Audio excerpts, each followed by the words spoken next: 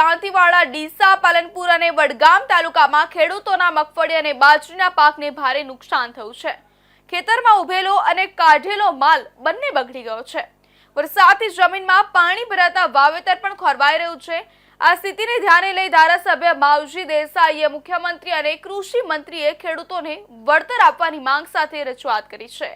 બનાસકાંઠા જિલ્લામાં થયેલા ભારે વરસાદે ખેડૂતોની આર્થિક સ્થિતિને પણ અસર કરી છે, જેમાં જિલ્લાના ધાનેરા, દાંતીવાડા, ડીસા, પાલનપુર અને વડગામ વિસ્તારમાં મગફળી અને બાજરીના પાકને વ્યાપક નુકસાન થયું છે, જ્યારે ઉભેલી બાજરી પણ પાકી જતાં વરસાદી ડૂંડા ઉગી નીકળે છે, જ્યારે ખેતરોમાં બહાર કાઢેલી મગફળી અને ઘાસચારો સડી જવા પામ્યો છે।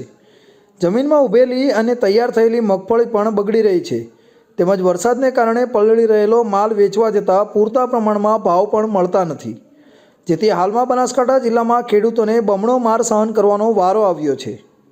આ ઉપરાંત હાલમાં ચોમાસું મગફળીના વાવેતરનો સમયગાળો પણ ચાલી રહ્યો છે, જેમાં કેટલાક ખેડૂતોએ મોંઘા ભાવના ખાતર બિયારણ લાવીને વાવેતર કરેલ ખેતરોમાં વરસાદની પાણી ભરાઈ જતાં જમીનમાં પડેલી મગફળી પણ પાણીના કારણે કોગાઈ જતાં વાવેતર બગડવાની પૂરેપૂરી સંભાવનાઓ દેખાઈ રહી છે, જેથી ખેડૂતોને ભારે આર્થિક નુકસાન વેઠવાનો પણ વારો આવી શકે તેમ છે।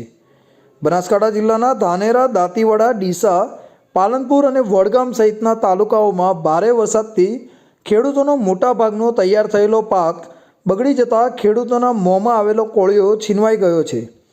આર્થિક નુકસાન પણ મોટું થવા પામ્યું છે, જેમાં ધાનેરા, દાંતીવાડા, ડીસા, પાલનપુર, વડગામ તાલુકામાં વરસાદથી ભારે નુકસાન થયું છે, જેથી ખેડૂતોની વેદનાને સમજી મગફળી, બાજરી સહિતના પાકમાં થયેલ નુકસાન અંગે તાત્કાલિક અસરથી સર્વે કરાવી ખેડૂતોને સહાય કરવામાં આવે તેવી ધાનેરાના ધારાસભ્ય માવજી દેસાઈએ મુખ્યમંત્રી, કૃષિમંત્રી અને જિલ્લા કલેક્ટર સમક્ષ રજૂઆત કરી છે।